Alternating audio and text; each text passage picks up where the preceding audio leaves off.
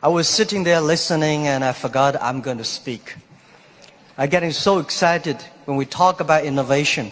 It's something that in the past 20 years, people say, Jack, what are you doing? I call myself innovation. But most people say you're crazy. You're doing something never exists. And I'm very, very honored to be invited here today. I think I want to say great congratulations for this great innovation center, the opening. I met Simon Paris, I think, 10 years ago in Davos. I listened to his speech. His determination for innovation, leadership, courage inspired me. I would say many of the things that Alibaba doing that needs courage, needs determination, needs leaderships. So I think he is with us all the time. And I think this innovation center is also a gift for the 70th anniversary of Israel. 4 months ago, I came to Israel. This is my first trip to Israel. I came with 37 Alibaba senior executives. Why we came here? We got a lot of invitations, but the reason we came here because we had a huge debate among ourselves because of the competition, because of the pressure, because of all these things that are around us, the anxiety. And I say, let's go to Israel. When you are there, you know what competition means. When you're there, you know when the people surrounded you, how you can survive. And after 4 days, visited the government, companies, venture capitalists, and a lot of entrepreneurs, we learned 2 things. First is innovation. Second is chutzpah, the courage to challenge. And we find in Israel, innovation is everywhere. It's just like water, it's just like a food. It's so natural. And I think to not discuss about innovation is the innovation in Israel. People here all talk about this. In the past 70 years, from my experience, for what we learned, that Israel people proved one thing. Even you have nothing, you have anything, right? You don't have anything. But if you have brain, if you have heart, you can make everything possible. From my understanding, brain is the place where you hold the knowledge, education, training. The heart is the place where you hold the wisdom. And IQ is the brain, and EQ is the heart. If you have a strong EQ, you may be easy to be successful, but people like you. You have a value, you have a friendship, you have trust. But if you have great IQ, it's very difficult for you to fail quickly. A lot of people easy to get success, but losing very quickly. That's because they don't have enough IQ. When IQ and EQ connected, that means when brain and heart connected, that is the knowledge and wisdom connected, that is called innovation. And I believe that if you want to be successful, you should have the good EQ. If you don't want to fail quickly, you should have IQ. But if you want to be respected, you should have LQ, the Q of love. And Israel has all these things. Israel has the best education systems. I had a wonderful discussion with the Minister of Education. I learned a lot, and I think this is the treasure. Israel is the country.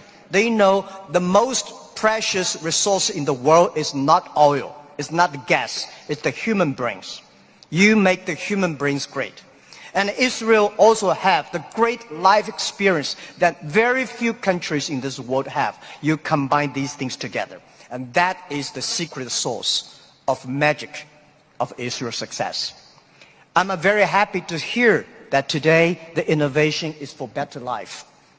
And this is Israel innovate not only for himself, not only for Israel, Israel innovate for humans, for the world. And this is the exact LQ we need. Today I come here to discuss about innovation. Where the idea come from? And people say, Jack, after 19 years in, being an Alibaba founder and a CEO, what you've got? People say you got rich. I think the wealth I've got is that I've known and met so many great people in the world. I remember one story. After Second World War, a grandson asked grandfather, "Grandfather, you joined the war. So are you a hero in the war?" The grandfather said, "No, I'm not the hero, but I have the honor to work with and fight together with all the heroes." I'm lucky enough in the past 19 years, I have the honor to meet so many great leaders and make so many great entrepreneurs, innovators. I think from them, I have the honor. This is my wealth, and I want to share with you. Most of innovations, not because they want to, because they were forced to. Israel, there's no water, no oil, no resources. And most people innovate for success. And I find Israel people innovate for survive. You don't have diamond, but you have the biggest diamond exchange in the world. And you don't make cars, but you have the best car technology in the world. You don't have water. And first time, 4 months, I heard that you are one of the biggest export of vegetables and fruits to the Europe. And you don't have water. That's amazing. And the other thing is that Alibaba, people say, Jack, you are amazing. How could you make such a huge investment in 9 years ago to develop cloud computing? And you know nothing about technology. That is true. I know nothing about technology. I'm scared of technology. So I was the first the product tester of my company, because I said, if I can use it, 80% of people can use it. If I cannot use it, 80% don't want to use it. So 9 years ago, I know if we do not develop technology on cloud computing, Alibaba will bankrupt, because we cannot afford the cost of IBM and Oracle. The cost of using this IT is too expensive for us. So we have to innovate. We have to design a technology that is simple enough. If we can using that technology simple and cost effective, not only for Alibaba, it's also going to support millions of small business. We were forced. And the other thing is that, we have 11/11. November 11 is the largest shopping day of China. Last year, for the first minute of November 11, we had 80 million people came in for the first second. With that good technology, our company will bankrupt immediately. We sold more than $24 billion last year for one day. This year, we don't know how much we will sell for one night.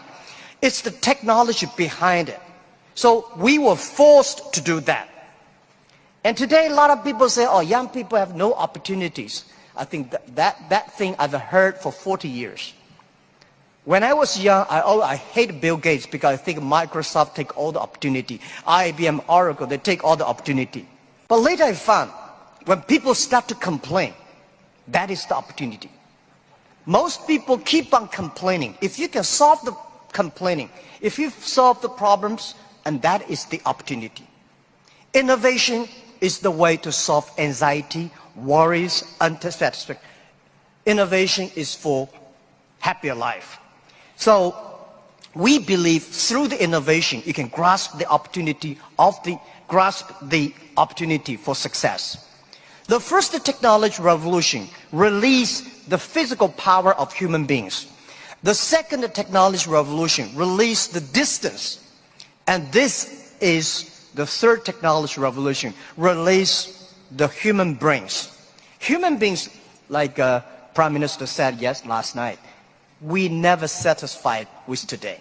And the way to make yourself to change yourself, to embrace this challenge is called innovation. And I would like to say, who are those kind of innovative people? Who are these kind of people? I would say those innovators, they look like crazy, stupid, lazy, and even liars. When we started Alibaba, I tell the story about I went to Silicon Valley raising fund. I talked to over 30 venture capitalists. They say, crazy, Alibaba, stupid, crazy name, and e-commerce in China won't work because China has no internet, China has a censorship, no credit card, no deliver, nothing else.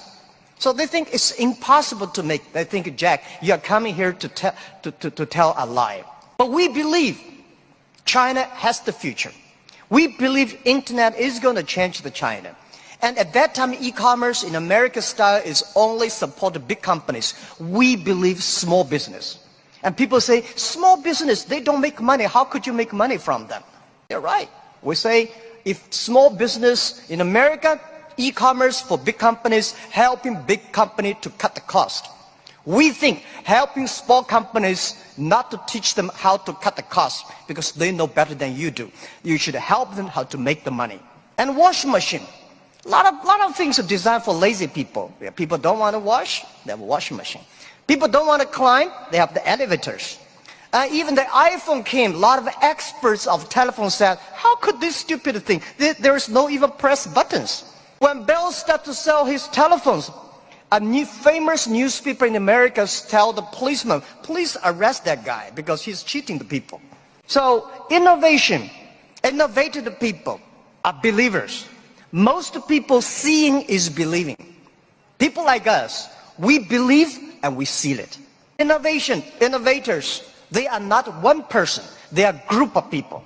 So when you invest in money in somebody, you should see, does this guy have followers? If you have a group of people who are crazy like him, that would be great. I remember early 2000, I went to the United States to talk about, make my speech about internet in the future in China. I believe internet population in China will be bigger than the USA. People say, that is not true. My reason was very simple. China have 1.4 billion people. USA have only 300 million people. Make everybody online, 300 million, right? So China has a huge potential for that. But one of the guys said, Jack, what you're talking about, internet companies should have values and mission, that is crazy. And I say, sir, please come to my company. So I came to Hangzhou, my company, spent 1 week, and the day he left, he said, Jack, I know you're crazy, but I found 100 people in your companies, they're all crazy. Crazy people don't think they're crazy, they think people outside they're crazy. So, and most of the innovators are not very successful people, because successful people, very difficult to change. I never try to convince successful people. They will tell you how they succeed, they will continue to do this. Those people who don't succeed, they always want to succeed. So one of the reasons why Alibaba succeed 20 years ago, we never try to convince those people who are successful. We try to spend time on the people who are 18 years old, 20 years old, they are not successful. So 20 years later, they become successful, we become successful. That is how we did it. Now most of the people who buy online, they are 35 to 40. 20 years ago, they only spent $2. Now they spend $3,000. That is the difference. Innovation has nothing to do with the technology. Technology is just a way to do. When we talk about innovation, everybody says, high technology. It's not about that. Innovation, everybody can do it.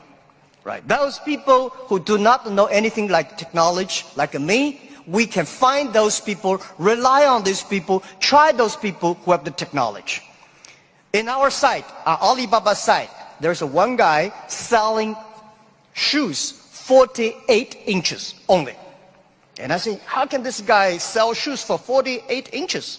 And we find out he's very innovative, because people with 48 inches feet, difficult for him to buy shoes in the shops. There's only one on the online.